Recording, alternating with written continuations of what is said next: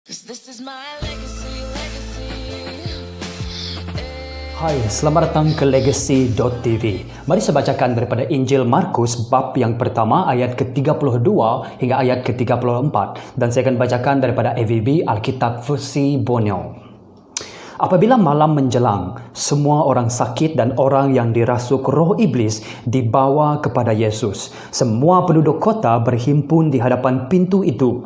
Yesus menyembuhkan ramai orang daripada pelbagai penyakit. Dia juga menghalau roh-roh iblis sambil memerintahkan mereka diam kerana mereka tahu siapa Dia.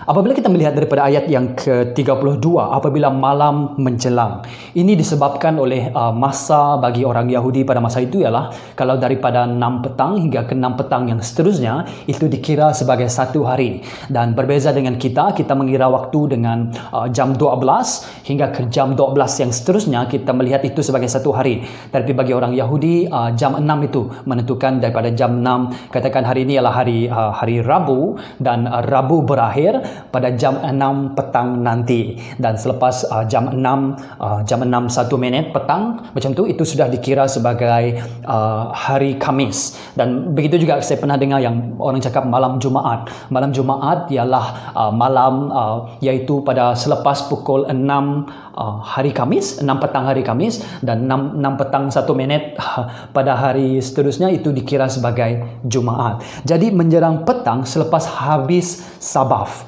disebabkan Sabaf mereka tidak dibenarkan bergerak ataupun pergi merayau ataupun bekerja. Mereka kerana tinggal di rumah mereka. Jadi mereka masih lagi tinggal di rumah, tapi selepas malam menjelang barulah mereka pergi berjumpa dengan Yesus. Dan dikatakan di sini semua orang sakit dan orang yang dirasuk roh iblis dibawa kepada Yesus. Semua penduduk kota berhimpun di hadapan pintu itu.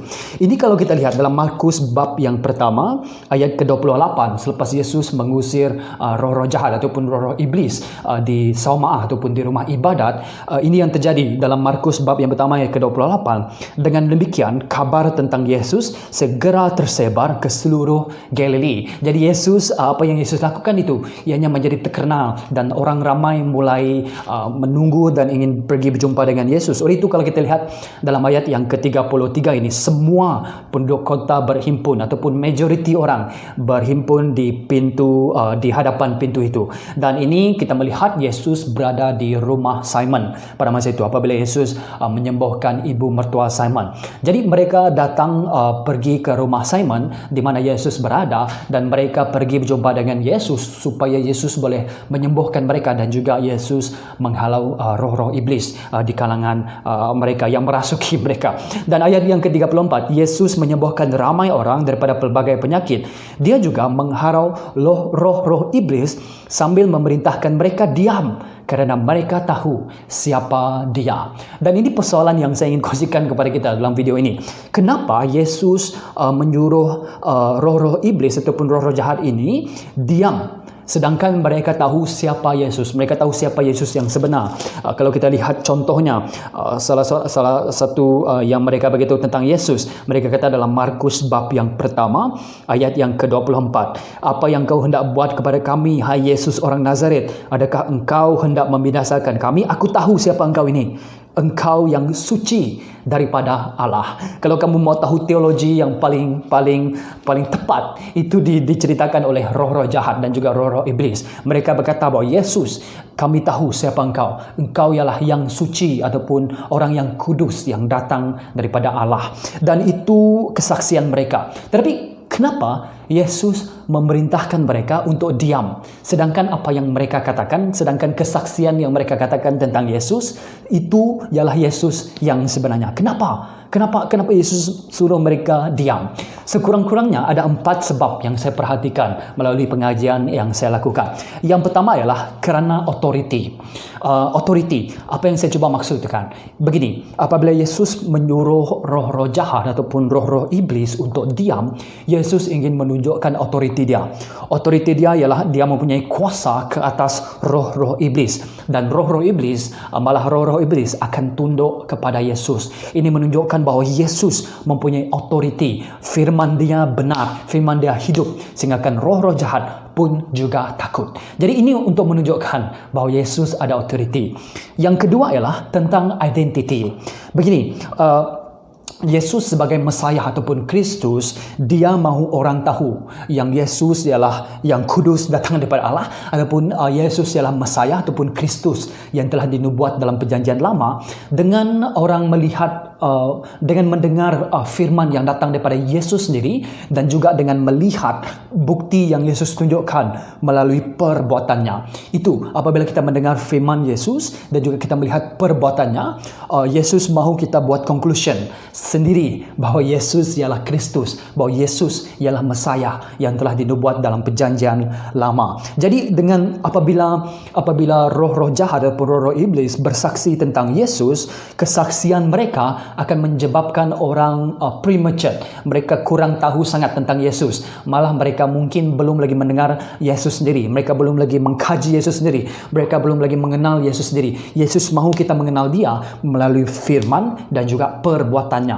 Oleh itu, kesaksian roh-roh iblis itu tidak berguna bagi Yesus. Yang ketiga ialah masa sendiri ataupun jadual sendiri. Kita lihat di dalam, terutamanya dalam Injil Matius ada mengatakan, tapi lebih lagi dalam Injil Yohanes, apabila Yesus sering berkata begini, masaku belum sampai ataupun saatku belum sampai. Dan apabila saat ataupun masanya sampai, Yesus berkata begini, masaku hampir tiba ataupun saatku hampir tiba. Kita melihat Yesus melakukan sesuatu berdasarkan jadual dia sendiri, berdasarkan masa dia sendiri.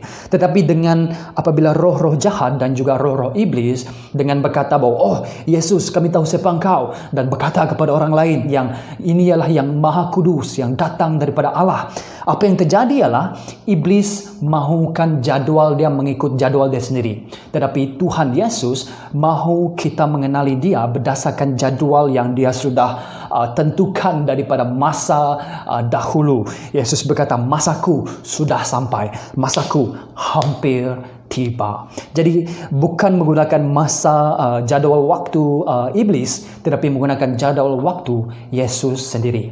Dan yang keempat ialah ekspektasi ataupun jangkaan orang. Ekspektasi orang begini, apabila Yesus membuat satu mujizat, dia memberi makan kepada 4,000 dan 5,000 orang, mereka melihat mujizat yang Yesus lakukan dan mereka ingin menarik Yesus ataupun memaksa Yesus untuk menjadi raja mereka. Tapi Yesus tidak akan membiarkan mereka melakukan begini.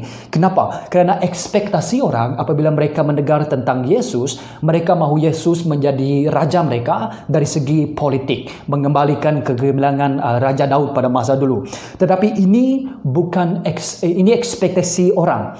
Dan kamu anggap kalau ada orang ada ekspektasi dan roh jahat fulfill kamu punya ekspektasi, apa yang terjadi adalah kamu mencipta satu gambaran tentang Yesus berdasarkan image kamu, berdasarkan ekspektasi kamu. Tetapi Yesus dia suruh roh-roh jahat dan roh-roh iblis untuk diam. Kenapa? Kerana Yesus ada ekspektasi dia sendiri. Yesus tidak akan ikut ekspektasi orang lain. Begini, Yesus datang 2 kali.